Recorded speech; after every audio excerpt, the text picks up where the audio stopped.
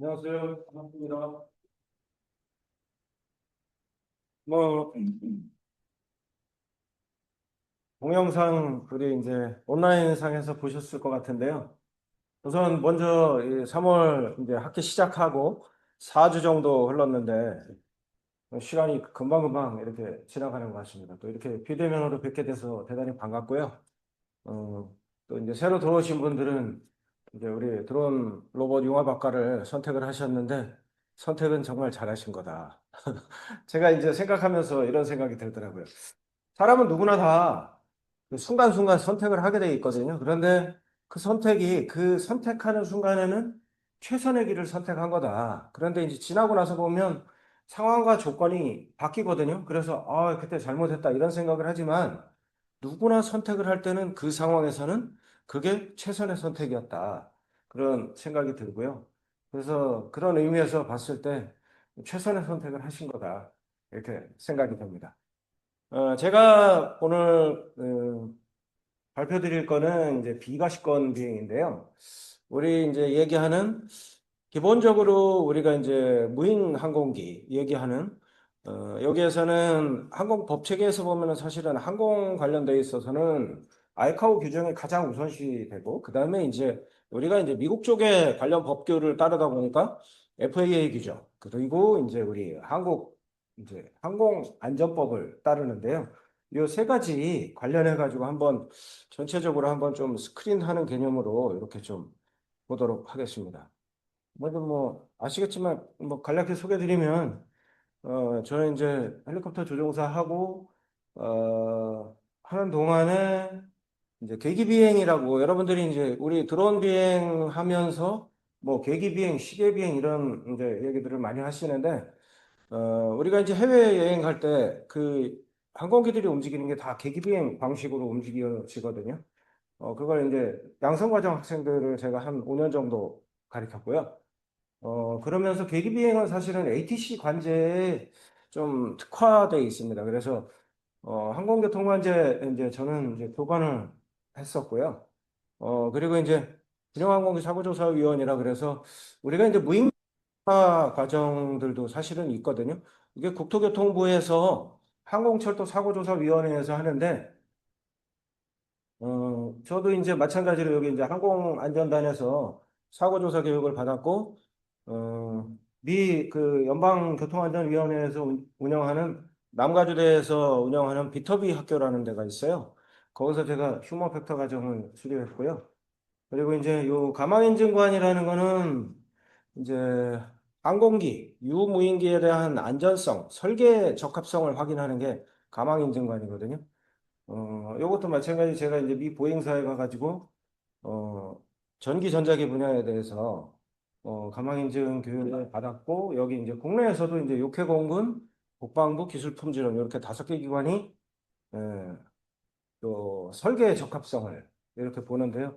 국내 한 200명 정도 이제 가망인증관이 군에서는 있고, 요 업무를 똑같은 거를 항공안전기술원에서 민간에서는 이제 수행을 하고 있어요.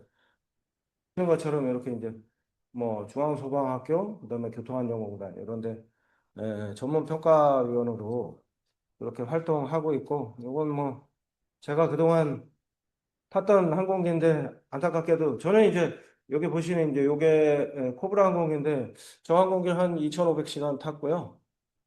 지금 이제 우리나라에서 폐기됐는데 이 UH-1H도 한 2,500시간 제가 비행을 했고요. 수리온 항공기는 한 300시간, 나머지는 한 50시간 정도씩 이렇게 비행을 했습니다. 안타깝게도 얼마 전에 뭐 사고가 나가지고 후배가 뭐 세상을 뜨기는 했지만 아무튼 오래 살려고 빨리 좀 나왔어요. 자, 그러면 비과시권 운영에 대해서 한번 좀 알아보겠습니다. 아이카오 문서는 뭐 여러 가지 에, 무인 항공기에 대해서 나와 있는 문서들이 여러 가지가 있는데요. 그냥 대표적인 문서로 아이카오 다큐먼트 10019 요거를 하나를 기준으로 해서 삼았고요. 다음에 이제 우리가 알고 있는 스몰 UAS 파트 107에서 언급하는 그 내용, 그 다음에 최근에 이슈가 되고 있는 파트 108. 이건 아직 지금 현재 드라프트 버전으로 해가지고 공식화는 되어 있지는 않은데 거의 이제 제정은 다 완료가 돼 있는 상태인데요. 저기에서 이제 보안하고 뭐 공청회 이런 게 거치고 나중에 이제 고시가 되면 저게 이제 국제적으로 이제 좀 따라가는 기준이 될 것 같습니다.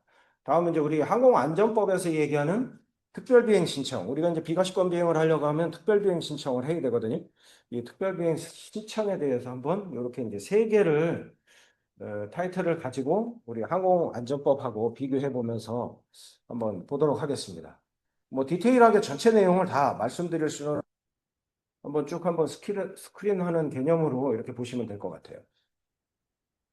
아이카오에서 규정하는 거를 이제 저 문서상에서 보는 거는 이렇게 보면 비행체하고 그 시스템하고 인원 구성을 이렇게 볼 수 있거든요. 우리가 이제 무인 항공기를 운영을 하고 있으면서도 저거에 대한 기본적인 거를 조금 잘 명확한 그 이해를 못하고 하는 경우들이 상당히 많거든요. 그래서 이제 초경량 비행 장치 조종자 자격을 갖고 계신 분들은 교관 교육에서 뭐 알파스의 개념을 얘기를 하는데요. 이게 바로 이제 아이카오 그 다큐먼트 1019에 저런 내용들이 다 나와 있어요. 여기 보면 이제 비행체가 있고요. 그리고 여기에 부과되어져 있는 인원을 포함한 나머지 시스템들이에요. 여기 보시면 이제 원격 조종사가 무인 항공기를 조종하기 위해 사용하는 시스템과 구성 요소로 되어 있거든요. 이게 요 지금 우측에서 보시는 것처럼 무인 항공기가 있고 나머지 요 전체를 하나를 보면 이걸 이제 스테이션이라고 하고요. 이 내부에 보면 각자 업무 파트가 있어가지고 그걸 분할해서 그 규모에 따라서 이렇게 하게 되어 있는데 여기에 여기 보시면 구성 요소라 그랬는데 무인 미션 것들도 전부 다 포함해서 알파스라는 개념을 가진다. 이렇게 보시면 될 것 같아요. 여기 지금 마지막 이 두 개가 믹스가 되어 있는 게 이제 알파스라는 개념이고요. 여기 지금 보시면은 이제 RPA 옵저버라고 되어 있는데 옵저버라는 건 사실은 관찰자거든요. 우리가 비과시권 비행을 하기 위해서는 관찰자 운용이 꼭 필요하거든요. 이런 이제 개념들도 여기에서 지금 나와 있고요. 다음은 이제 리모트 파일럿 인 커맨드인데요. 이게 이제 원격 그로 운용되는 무인 항공기에 대한 PIC예요. 지휘 조종사거든요. 책임이 있는 조종사를 리모트 파일럿 인 커맨더라고 얘기를 하거든요. 저거는 누가 지정을 하느냐? 운영자가 지정을 하게 돼 있어요. 내가 PIC를 하겠다가 아니라 저걸 누가 운영을 하느냐? 이게 파트 108에도 똑같이 나와 있거든요. 그래서 운영자가 이 리모트 파일럿 커맨더를 지정을 하도록 되어 있고, 나머지 알파스를 필요한 인원들을 크리우 멤버라고 이렇게 정의하고 있거든요. 이렇게 보시면 될 것 같고요. 여기 보시면 이제 우리 이제 무인 항공기를 운영하는데 보면은 이게 지금 가장 전제가 되는 부분이에요. 기존 항공 체계에 통합된다는 거. 저게 기존 항공 체계 통합이라는 게 우리 무인 항공기의 기능적인 부분, 그 다음에 무인 항공기가 운영이 되려고 하면 공역 사용에 대한 부분, 이런 부분들이 유인 항공기 시스템 체계에 다 통합이 돼서 들어가야 된다는 거예요. 무인기라고 해서 별도로 하나, 우리는 뭐 무인 항공기는 이런 파트만 운영을 하니까 필요 없어, 이런 개념이 아니라 이렇게 비과시권 비행으로 운영을 하게 되면 항공 시스템의 전체가 다 통합이 돼서 들어가야 된다. 그래서 이 FAA에서도 파트 108을 제정을 하면서 많은 유인기 조종사들이 반발을 많이 했어요. 저 무인 항공기가 들어오게 되면 우리 유인기의 위협적인 요소로 너무 많이 작용을 한다. 그래서 그런 시스템이 구현이 안 돼 있는 상태에서 저게 가격을 사용한다는 게 우리한테 너무 위험을 줄 수 있는 요소들이다. 이런 이제 부정적인 그런 부분들이 상당히 많았었는데 어떻든 간에 법이 제정이 되면서 유인 항공기에 부정적인 영향을 주지 말아야 되는 거예요. 그래서 뒤에도 나오지만 우선권은 무조건 유인 항공기에 있어요. 그리고 이제 이런 이제 가시선 운영. 이 가시선 운영은 우리가 눈으로 시각적으로 보고 운영을 하는 가시선도 있지만 전파의 가시선도 있어요. 우리 이제 개념을 비가시권 비행이라고 하면 개념을 우리가 생각하는 드론 하면 멀티콥터, 뭐 조그만 거, 뭐 VTOL, 뭐 이런 정도의 개념으로 생각하는데요. 어, 우리가 알고 있는 나 리퍼 같은 이런 것들은 거의 중고도 고고도에서 운영을 하거든요. 글로벌 호크는 한 18km 상공에서 운영을 해요. 리퍼 같은 경우에는 한 15km, 17km 이 정도 상공에서 12km에서 한 15km 이 정도 상공에서 운영을 하거든요. 그러다 보니까 항공기의 영역을 사실은 훨씬 더 뛰어넘는 그런 고도 공간을 운영을 하는 그 바운더리가 되거든요. 그렇기 때문에 우리가 생각하는 그냥 멀티콥터 뭐 여기 앞에 날리는 이런 정도 그런 개념에서 조금 벗어나서 거시적으로 항공기하고 똑같이 그런 개념 바라보고 요 내용을 좀 들으면 더 좋겠다 이런 생각을 합니다. 기본적으로 인구 밀집 지역은 다 회피하도록 되어 있어요. 이거는 이제 위험 기반으로 해서 전부 다 이제 면제 사항이나 이런 승인 사항으로 다 들어가 있고요. 요게 이제 무인기의 운영 공역은 분리가 되어져 있어요. 우리가 유인기 공역을 쓰고 있지만 무인기가 사용할 수 있는 공역은 또 무인기 공역으로 별도가 분류가 되어 있거든요.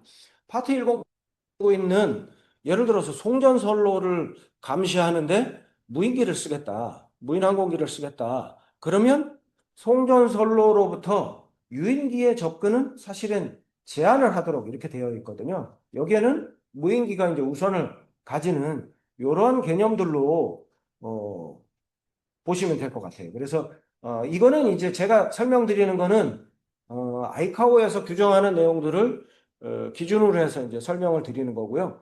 이런 시스템들이 비가시권 비행을 하기 위해서는 이런 정도의 시스템을 구비를 해야 된다라는 게 아이카오의 요구 사항입니다. 여기가 이제 조금 나머지는 대부분 다 좀 익숙한 내용들인데 감시 장비하고 충돌 회피 시스템이 있거든요. 이건 파트 108에서는 강제적인 조항이 아닙니다. 사실은 ADS-B 이 충돌 회피 시스템, 디텍트 앤 어보이드 시스템이거든요. 탐지 및 회피예요. 그런데 비행체에서의 가장 기본은 See and Avoid예요. 보고서 피하는 게 가장 1번.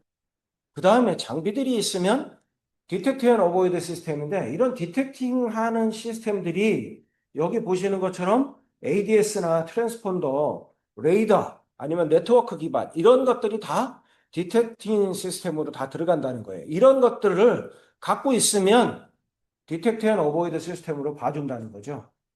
여기 지금 ADS-B라는 건 어떤 장비냐면 어, 자신의 위치, 고도, 비행 방향을 지속적으로 송출을 해요.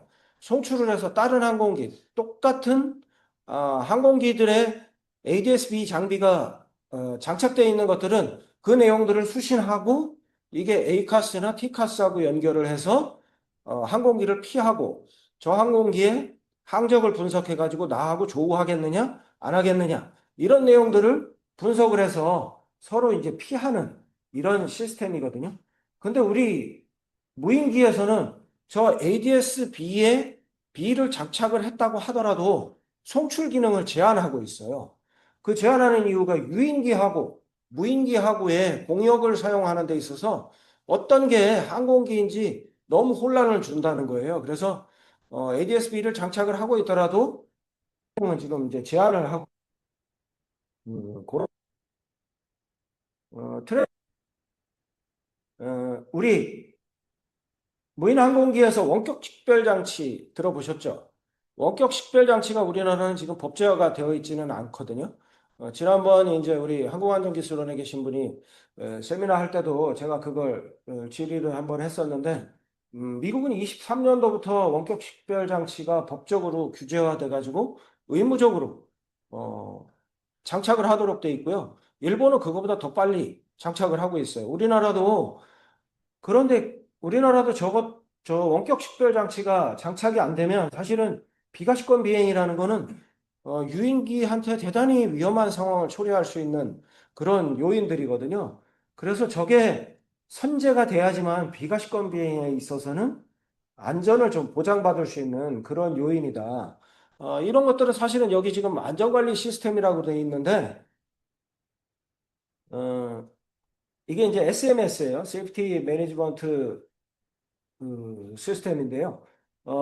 이 안전관리 시스템이 아이카오에서도 여기에서 요구하고 있듯이 파트 107에서도 요구하고 있고 108에서도 요구하고 있어요. 그게 어떤 정도의 안전을 확보하느냐 이런 정도의 약간의 경중의 차이는 있지만 똑같이 다 저런 안전관리 대책을 요구하고 있다. 이렇게 보시면 될 것 같습니다.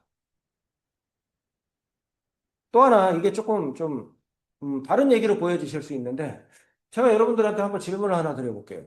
우리가 FPV 비행을 하는데 FPV가 비가시권 비행인가요? 가시권 비행인가요?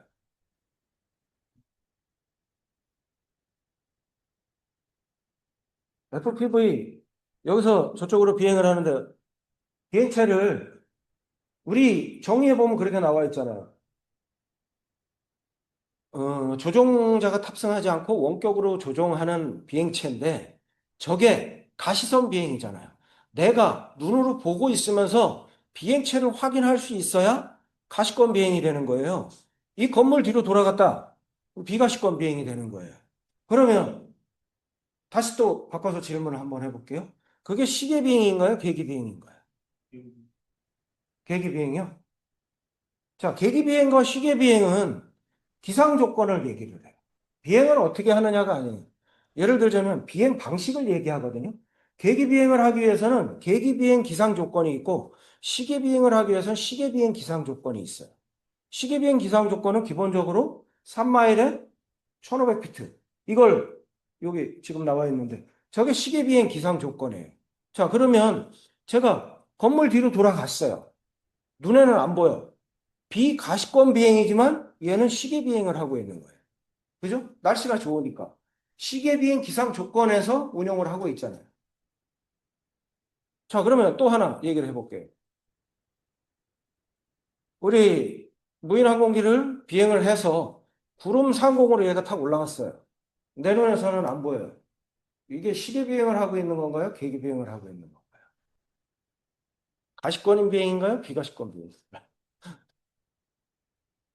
비가시권 비행에 구름으로부터 이격하고 있으면 시계 비행이 되는 거예요.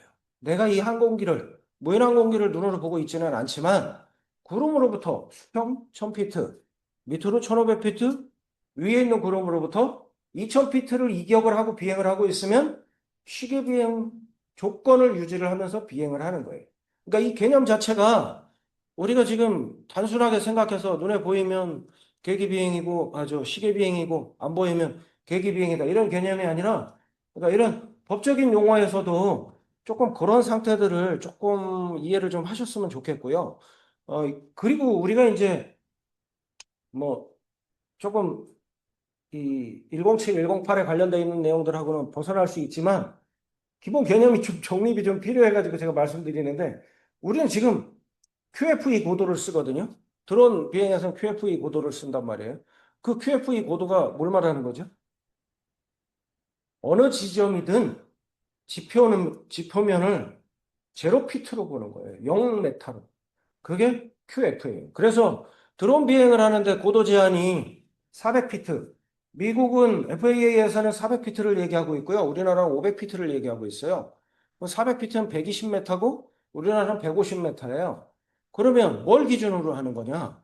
우리나라 반경 150m 범위 내에서 가장 높은 장애물 표고로부터 150m까지가 한계예요. 설악산 가서도 150m를 띄울 수 있는 거예요. 해발 고도는 엄청나게 높지만 이게 비행할 수 있는 범위거든요. 그러니까 이런 것들에 대한 것들을 조금 좀 인식을 좀 할 필요가 있다. 그런 생각을 하고요. 요거는 지금 이제 제가 설명드렸던 내용인데 아이카오에 나와 있는 가시권 비행에도 이렇게 보면 가시권 비행이 있고 확장된 가시권 비행이 있고요. 비가시권 비행이 있어요. 확장된 가시권 비행은 보시는 것처럼 관측자를 운용을 하는 거예요. 자, 그러면 제가 말씀드렸듯이 여기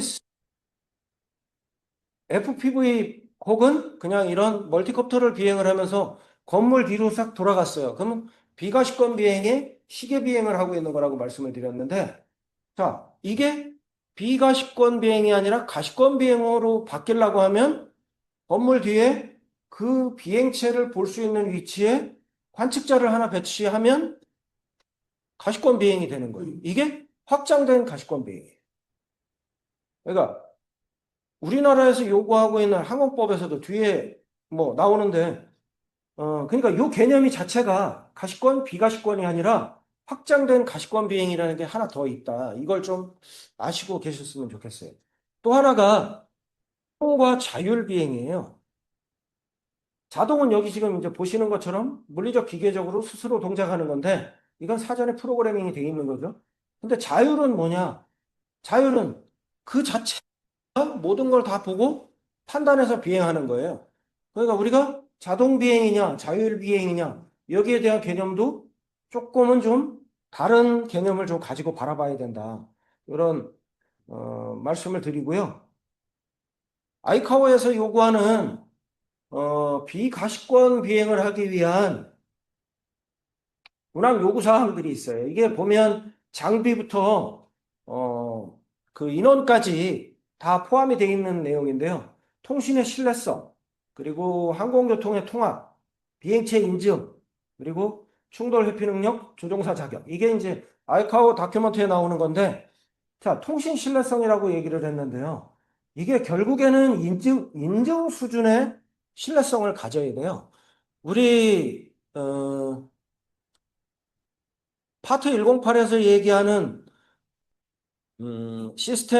시스템별로 차등화를 둬가지고 거의 서티파이가 될 수 있는 인증을 받을 수 있는 정도의 수준의 퍼포먼스 베이스를 요구를 하거든요. 그런 것들이 거의 여기에 다 해당이 되는 거예요. 예를 들어서 통신 신뢰성이라고 얘기를 했는데 C2가 커맨드 앤 컨트롤이잖아요. 그죠?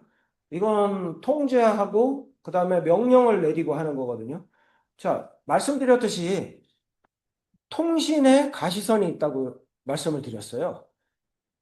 우리가 그 무인 비행기를 운영을 할 때 여기서 직접적으로 조종기를 가지고 혹은 뭐 GCS를 통해서 무인기를 통제를 하는 경우도 있지만 거리가 확장이 됨에 따라서 중계기를 띄워서 운영을 할 수도 있고 공중에 떠 있는 위성을 사용을 해서 무인 비행기를 운영할 수도 있어요. 그러면 통신의 가시선은 내가 직접적으로 직진파를 써서 예를 들어서 그 무인 항공기하고 직접적으로 통신을 유지를 할 수도 있지만 중간에 매개체를 써서 내 통신을 릴레이를 할 수도 있거든요. 그런 경우에는 어떤 현상이 발생할 수 있을까요? 시간차가 발생을 하거든요. 나의 명령하고 실제 저기에서 무인 항공기가 반응하는 시간하고의 시간차가 발생을 한단 말이에요. 그럼 공중 공간에서는 직접 보고 바로 움직이는 것이 필요한데 여기 시간차가 발생을 해서 내가 조종 명령을 내렸는데도 제대로 시간 지연이 있어서 천천히 움직인다. 이거는 엄청나게 위험한 상황으로 초래될 수 있는 상황이거든요. 이런 거에 대한 지금 이제 뭐 가용성이나 시간 지연이라든가 아니면은 그 중복성 이런 것들을 이제 두고 있거든요. 이런 것들에 대한 기준도 성능을 일정 수준을 유지를 해야 된다. 그런 내용이고요. 항공교통의 통합 말씀드렸는데 지난번 파트 108에서 ADSP라는 걸 기억하시나요?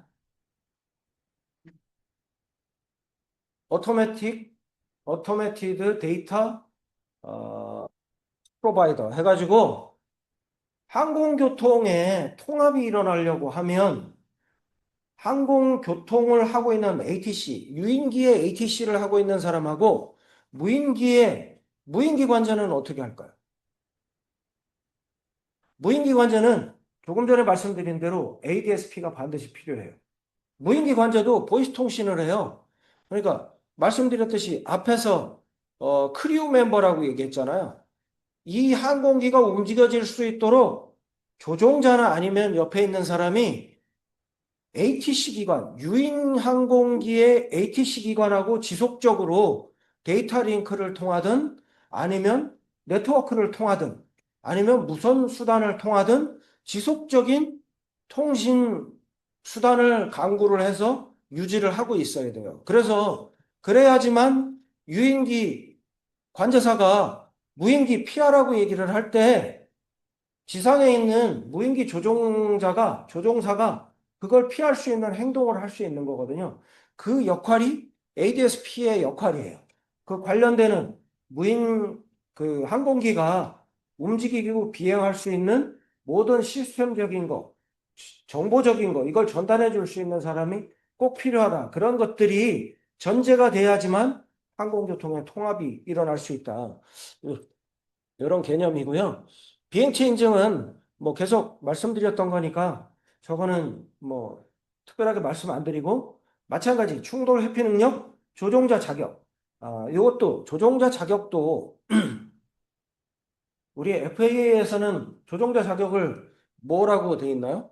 리모트 파일럿 원격 원격 조종사로 돼 있거든요. 결국에는 그게 우리가 얘기하는 초경량 비행장치 조종자하고 똑같은 거예요. 그런 개념으로 보시면 될 것 같습니다. 이 파트 107에서 얘기하는 이게 이제 Small Unmanned Aircraft System인데요. 그래서 SUAS로 나와 있어요. 그러면 여기에 가장 기본은 이거는 55파운드 미만의 에, 비행체를 기준으로 해서 만들어진 거예요. 55파운드면 25kg이거든요. 0.5파운드 이상 되고 55파운드 미만인데 여기에 보시면 카테고리를 4개의 범주로 나눠져 있어요. 파트 107에서는 면제 규정을 두거든요. 면제 규정을 두고 있고 108에서는 허가나 승인 규정을 두고 있어요. 두 개의 개념을 비슷하게 볼 수가 있는데요. 면제 규정은 어떠한 사항들이 미충족되었을 때 그거에 대한 일시적으로 면제를 두거나 영구적으로 면제를 두는 거예요. 그러니까 이거는 면제를 둔다고 해서 영원히 너는 하지 마 이런 게 아니에요. 그게 비행 안전에 직접적으로 영향을 미치는 사항이라 그러면 면제가 안 되는 거예요. 그런데 지금 너의 미션 목적상에서 이 부분은 크게 필요하지 않아. 그러면 그런 부분은 면제를 주는 거예요. 여기 보시면 카테고리 1 같은 경우에는 250g 이하고 노출된 회전체가 없어야 되고 사람이 그러니까 인원 위로 비행하는 게 금지가 되어 있어요. 이런 정도의 비행체 등급은 카테고리 1으로 분류한다는 거예요. 카테고리 2, 3는 무게 중량이 조금씩 이렇게 차이가 나서 올라갑니다. 여기 지금 보면 운동 에너지라고 되어 있는데요. 11피트 퍼 파운드라 그러면 어느 정도인지 이해가 잘 안 되는데 제가 여기다 써놨어요. 250g일 경우에는 11피트 퍼 파운드면 저 정도의 속도로 부딪히는 거예요. 저게 비유하면 그냥 에어건 정도 우리가 일반적으로 생각할 때 에어건 정도를 쐈을 때 저 정도의 된다고 계산이 되더라고요. 그래서 그런 정도 그러면 퍼 파운드는 더 충격량이 되겠죠. 물론 이건 이제 속도에 따라서 좀 다르겠지만 여기에 맞춰가지고 요런 조건이 충족될 때에 면제를 둬서 비과시권 비행을 할 수 있도록 해주고요. 이렇게 카테고리 4 정도 되는 거면 가망증명을 받아야 된다 그랬어요. 가망증명이라 그러면 지금 프로그램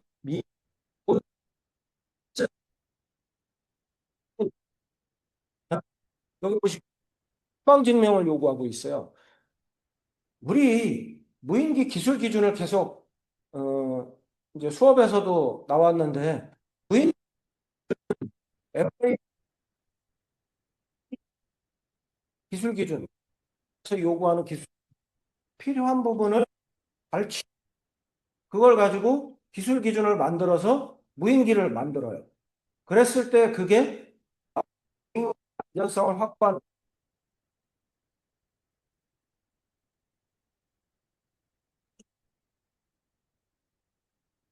고 이렇게 되면 결국에는 25kg을 초과하는 것들, 55파운드를 초과하는 것들은 저런 항공기급 수준의 인증을 받아야 된다. 이게 지금 파트 107에서 얘기를 하는 거고요.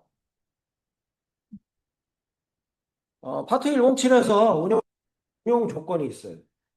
보시는 것처럼 원격 조종사 자격이 있어야 되고요. 원격 식별 장치가 있어야 돼요.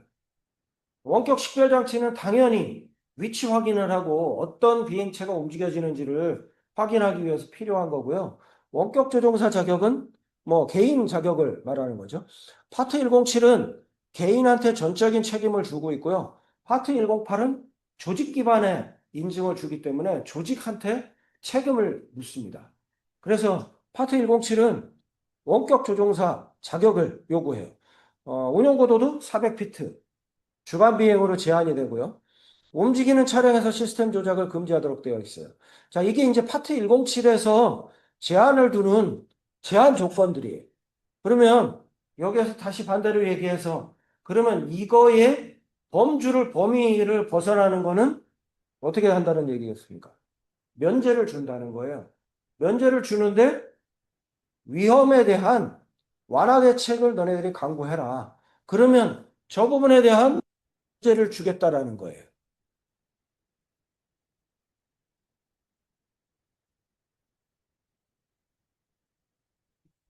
여기 보시면 앞에 있는 내용들에 대한 면제 조건이거든요. 그게 지금 운용하는 것과 지금 이것은 그걸 범위에 벗어나는 것들이에요. 이 부분에 대해서 면제를 주겠다는 거거든요. 이게 안전성을 어떻게 확보할 것이냐, 이거에 대해서 방법에 대해서 니들이 강구를 해 오라는 거죠. 그렇게 해서 F 검토를 해가지고 조건을 부여해서 승인을 해주겠다는 거예요. 음, 여기 보시는 것처럼 허가하고 또 승인이 있어요. 허가는 금지된 걸 예외적으로 일시적으로 허용하는 거고, 뭐 승인은 요건을 충족했을 때 제도권 내에서 승인이라고 그랬는데 둘 다 비슷한 내용으로 볼 수 있는데 파트 108에서 뭐 퍼미시 아니면 그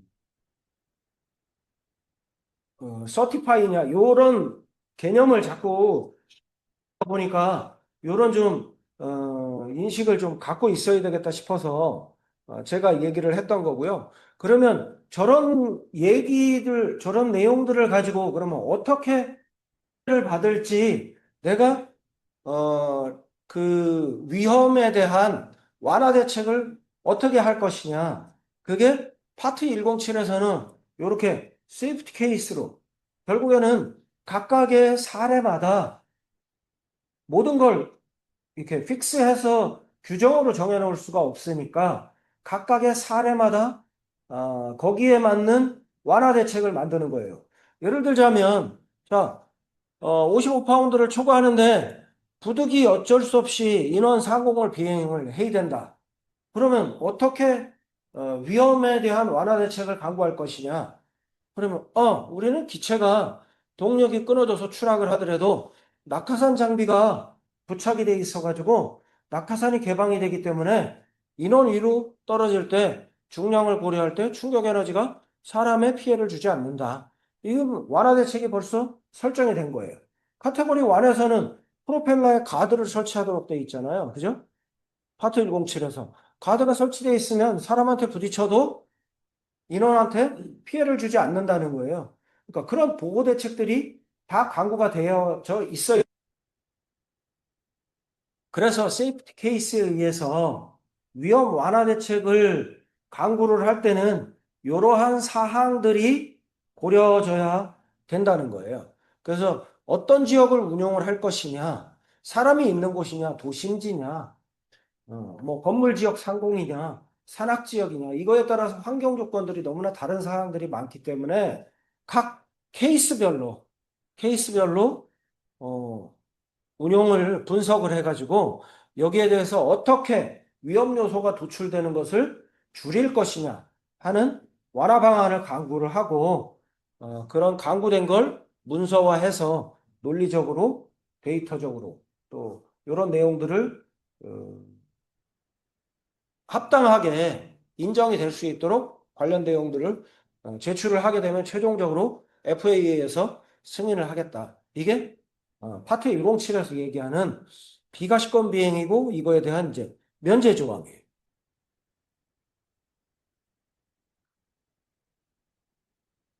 파트 107과 음, 파트 108, 시간이 좀 파트 108의 근본적인 차이는 여기 보시는 것처럼 파트 108은 조직 기반의 운영이라는 거예요. 조직이 인증을 받아야 되는 거예요. 그러면 원격 조종사 자격이 필요 없다. 조직이 인증을 받기 때문에. 원격 조종사 자격이 없어도 된다고 돼 있거든요. 없어도 되나요? 없으면 조직이 인증을 받을 수가 없어요.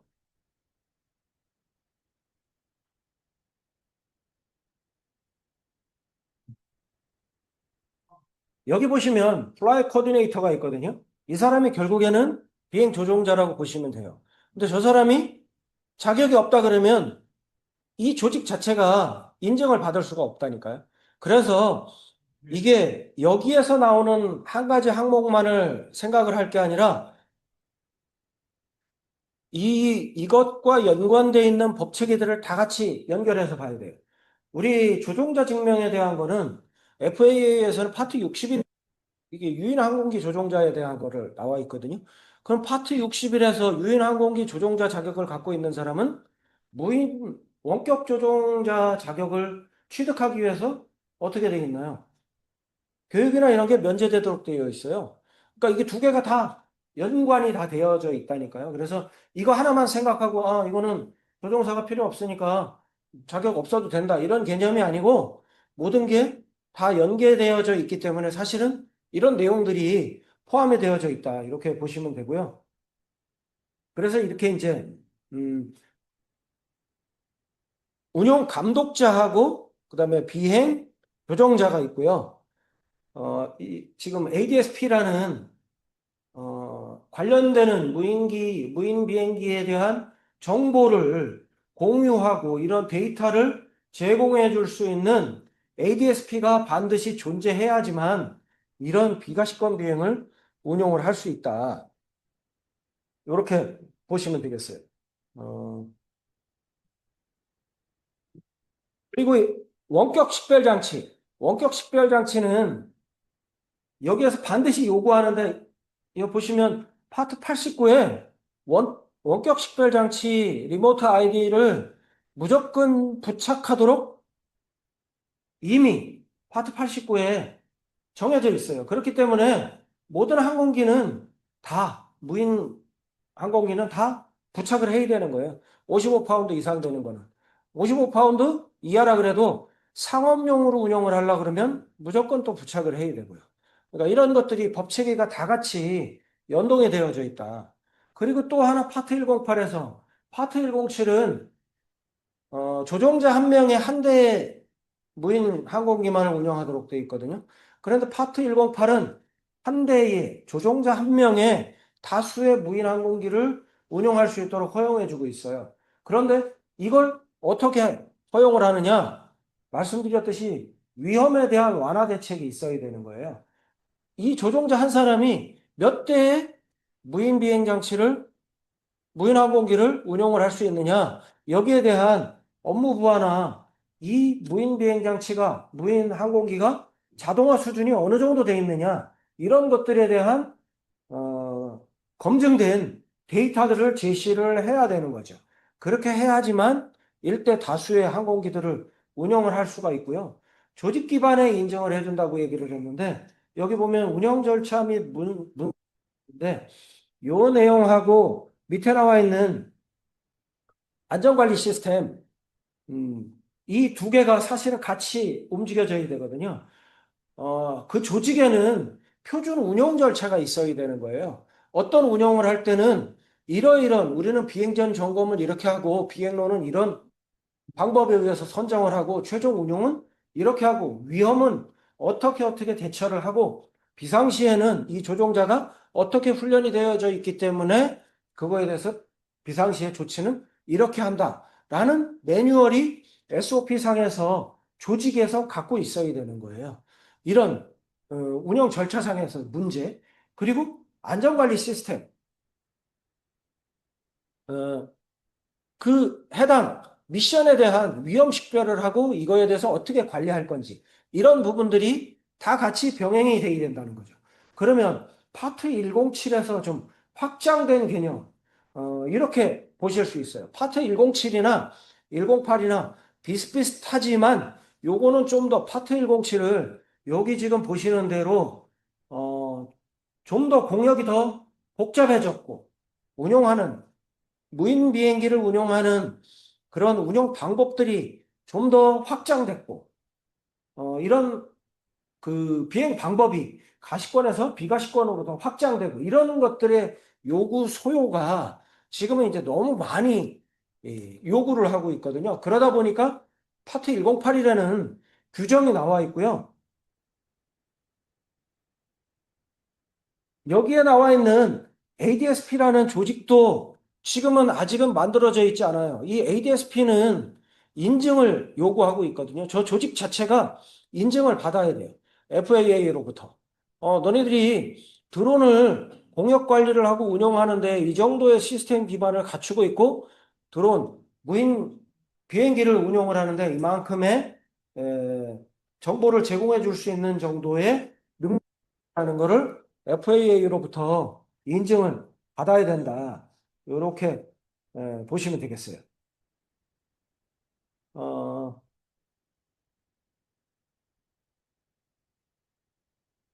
이게 이제 신청을 하게 되면 FAA에서 승인을 하는 그런 사항들인데요. 이게 지금 요구되는 FAA에서 요구하는 사항입니다. 어, 지금 여기 파트 108에서는 인증을 요구하지 않는다 그랬잖아요. 그런데 이거는 퍼포먼스 베이스예요. 성능 기반으로 인증을 해주는 거예요. 허가를 해주는 거죠. 비행 허가를. 성능 기반으로 하다 보니까 여기 지금 이런 비행체에 대한 기본 충족 요구 조건이 이렇게 나와 있어요. 그런 이제 충족 요구 조건을 충족해야지만 저게 인증이 된다는 거죠. 승인이 된다는 거죠. 그리고 이제 요거는 146에 대한 ADS-B 프로그램하고 연계된 그런 조직 인증을 받아야 된다고 말씀을 드렸는데 이것도 완전하게 지금 아직 구축이 되어 있는 시스템이 아닙니다. 그러니까 어떻게 보면 우리나라하고 따져봤을 때 여러 가지 좀 차이가 있고 우리나라는 행정적으로도 그렇고 실질적으로 좀 따라가지 못하는 부분들이 있어요. 저게 미국 FAA나 이런 데에서 먼저 선제적으로 조치가 일어나고 나서 그다음에 이제 우리가 되는 부분이 있기 때문에 어, 그렇게 좀 보시면 될 것 같고 아직 우리나라가 저걸 적용하기에는 너무 좀 먼 얘기가 아닌가 이런 생각이 들거든요. 그래서 요거는 이제 두 개를 파트 107하고 108에서 얘기하는 면제 조건하고 특수운영 허가 여기에 대한 내용들을 한번 비교를 해보시면 같은 지금 면제 조건에 이 내용들이 사실은 108에 거의 다 포함이 되어져 있다. 그걸 이러한 관련되는 절차를 통해서 면제를 받고 허가를 받는다. 이렇게 좀 보시면 될 것 같습니다. 어, 두 개 내용은 요 지금 뭐 비교해서 설명드린 내용이니까 좀 보시면 될 것 같고요. 우리 지금 항공안전법에서 얘기하는 비과시권 비행 특별 비행 제도에 대해서 한번 지금 앞에 파트 107에서 얘기한 거 그리고 108에서 얘기한 거하고 우리나라 법령 체계에서 얘기하는 거하고 비과시권 비행에 대한 거를 한번 보도록 하겠습니다. 이게 보시는 대로 야간 비행을 허용을 하고 비과시권 비행에 대해서 사례별로 검토해서 허용하는 제도인데, 어, 여기에도 보면 좀 케이스별로 이거에 대한 위험 완화 대책을 하도록 되어 있어요. 그런데 제가 이제 이 부분은 어느 정도까지 비과시권 비행을 승인을 해주느냐, 이거는 지금 확인을 하지를 못했는데, 아주 제한적인 부분, 우리가 조금 전에 말씀드렸듯이 뭐 건물 뒤로 돌아가는 정도, 뭐 이런 정도의 에, 그런 정도의 승인, 그리고 지금 이제 비행로 실증을 지금 하고 있거든요. 그런 데에 있어서 사람 상공, 인구 지역으로 사람이 살지 않는 지역으로의 비행은 해주는데 그 내부로의 비행은 거의 승인을 안 해주는 걸로 있어요. 이런 좀 우리는 좀 더 보수적인 그런 부분으로 지금 승인을 해주고 있습니다. 그래서 여기 보시면 특별비행 승인 절차는 원스톱 민원 서비스에서 똑같이 하거든요. 여기에다가 신청을 하게 되면 과거에는 국토교통부에서 이거를 관할을 하다가 지금 이제 물론 국토교통부 소속이기는 하지만 지방항공청으로 다 이관이 돼서 지방항공청에서 여기에 대한 승인을 해주고 있고요. 지방항공청에서 그걸 받으면 항공안전기술원으로 의뢰를 합니다. 위탁 의뢰를. 그래서 항공안전기술원에서 여기에 대한 안전 관련되어 있는 걸 확인을 해가지고 최종적으로 다시 통보를 해주면 지방항공청에서 승인을 해주는 그런 구조로 되어 있습니다.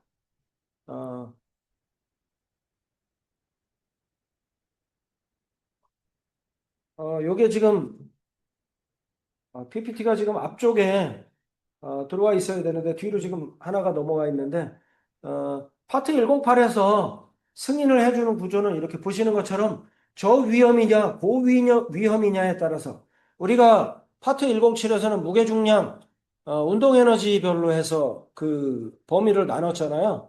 그런데 파트 108에서는 이게 어떤 환경 조건에서 운용을 하느냐, 위험도가 사람한테 미치는 영향이 위험도가 얼만큼이냐에 따라서 저위험, 고위험으로 따져서 여기에 맞는 걸 승인을 해주고 있고요. 범위가 파트 107은 55파운드로 되어 있지만 파트 108은 600kg, 1320파운드 이하 여기에 대해서 승인을 해주고 있다. 1320파운드면 600kg이면 어디까지 승인이 되는 거죠? 우리 경량 항공기까지 그 정도 끝까지 파트 108에서 승인을 해주는 거고요. 무인비행 장치에 특별비행을 승인을 요청을 하려고 하면 여기 이렇게 보시면서 지금 요구되는 수준이 어떤 정도를 요구하는 걸로 보이시나요? 사실은 거의 내용을 보면은 안전성 인증을 받는 정도의 기체의 성능을 요구하고 있어요. 여기 보시면. 지금 나와 있는 종류, 형식, 무게, 재원에 관련되어 있는 사항, 그다음에 운용 한계에 관련되어 있는 서류, 성능 설명서, 조작 방법, 그다음에 운용 지역. 여기 이제 야간 운용을 할 때는 뭐 충돌 방지 등 이렇게 되어 있는데요. 파트 107에서도 야간 비행을 할 때는 충돌 방지 등이 3마일에서 식별이 될 수 있는 충돌 방지 등이 있어야 되고 그 충돌 방지 등을 설치를 해서 운용을 하는 시기가 광명시. 그러니까 날이 밝기 전하고 또 어둠이 완전히 오기 전, 해가 일몰 후 여기에서도 충돌 방지 등을 운용을 하도록 되어져 있거든요. 그래서 여기에도 마찬가지 그런 이제 야간 비행을 할 때 저런 시스템을 요구하고 있고요.